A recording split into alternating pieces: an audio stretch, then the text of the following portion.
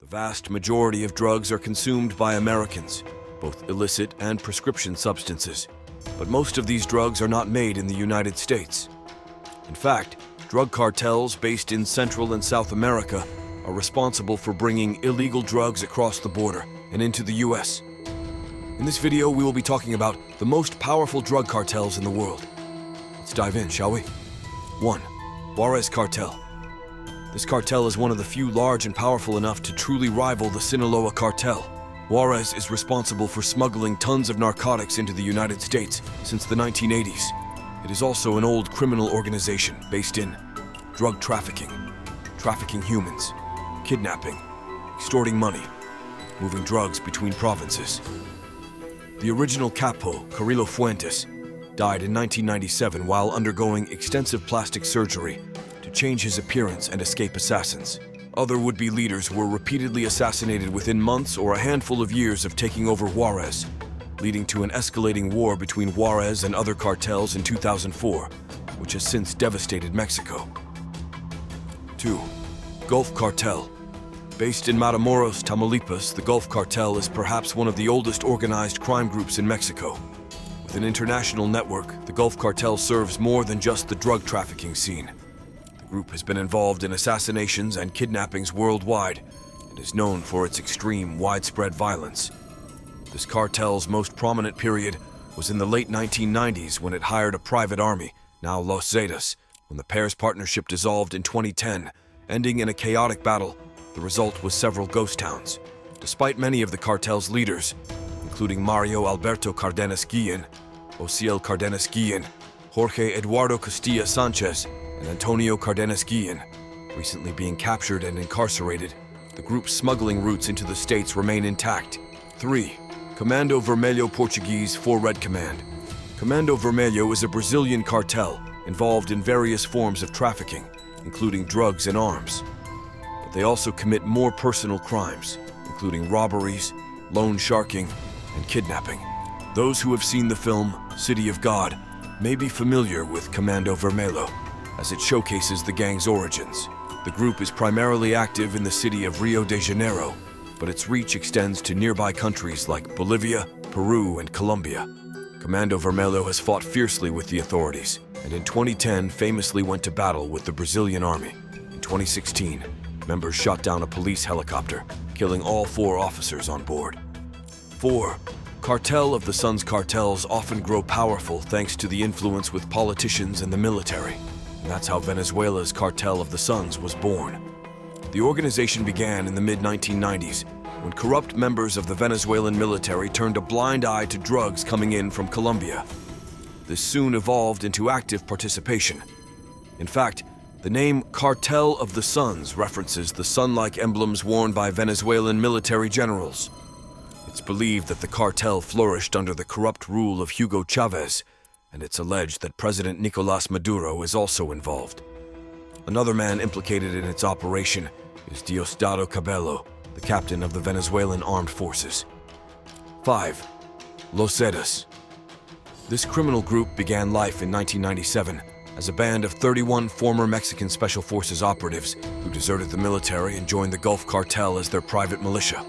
The Zetas have since grown into their own separate organization, which not only traffics drugs, but also policies cities and towns, assassinates rivals, and launders money. The Drug Enforcement Administration, DEA, described the Zetas as extremely technologically advanced and trained in paramilitary techniques. They are violent, even compared to other cartels, since they struck out in 2002 after the original leader of the Gulf Cartel was arrested and sent to the US. The Zetas have captured 405 Mexican municipalities and moved into Guatemala. They prefer to maintain control over territory with military techniques, although they also keep ties to drug traders across Central and South America. 6. Primeiro Comando da Capital. According to the Brazilian government, Primeiro Comando da Capital is the biggest and most active criminal organization in the country. Part cartel and part mafia, PCC participates in nearly every aspect of organized crime, including drug trafficking, protection rackets, and robberies. In April of 2017, Primeiro Comando da Capital executed the largest robbery in Paraguayan history, stealing $8 million and killing one police officer. It operates primarily in the state of São Paulo and has a close alliance with Ndrangheta, one of the most violent and powerful mafias in the world. PCC's leader, a man known as Marcola, is currently serving 234 years in prison and is controlling the cartel from inside its walls. 7. Medellin Cartel. Based in Colombia, one of the leading cocaine-producing territories, the organization began smuggling emeralds. But as Notorious Pablo Escobar took control of the cartel, the focus changed to drugs, predominantly cocaine, but also some marijuana in the 1970s. The organization famously used private planes to traffic drugs from South America to Florida. Thanks to the growing addiction to cocaine in the United States in the 1970s and 1980s, the Medellins were soon able to invest in numerous small airplanes, better laboratories, bribes for government and military officials, a small island in the Caribbean that became a pit stop for aircraft. The Medellin cartel disbanded after the 1990s, when many members either turned themselves in or were killed, including Escobar, who was gunned down by Colombian police. 8. Oficina de Envigado. In the 1990s, Oficina operated as the enforcement wing of Pablo Escobar's infamous Medellin cartel in Colombia. It was later associated with the paramilitary group, the United Self-Defense Forces of Colombia. After Escobar's death and the collapse of the Medellin cartel, Oficina evolved into a drug trafficking organization in its own right. However, a slew of high-profile arrests saw it weakened and broken up into a coalition of smaller organizations. Nowadays, it mostly provides services to other drug traffickers, operating as a sort of mafia federation. 9. Guadalajara Cartel. Founded by Miguel Ángel Félix Gallardo, Ernesto Fonseca Carrillo, and Rafael Caro Quintero, the Guadalajara Cartel is one of the 5 most famous drug cartels in history, as it was among the first to work with and significantly prosper from the cocaine trade started in Colombia. Though his colleagues were arrested early on, Félix Gallardo was smart enough to privatize the Mexican drug trade by having it run by lesser-known bosses, yet top drug leaders whom he had convened at the Plazas, a house in Acapulco. He was eventually arrested, and the Guadalajara cartel split into 2 other powerful cartels, both mentioned below. 10. Sinaloa Cartel. A Mexico-based cartel, famous largely because its long-term leader, El Chapo, was recently captured and imprisoned. The dangerous Sinaloa cartel is also notorious for its extensive ties to the Mexican federal police and military.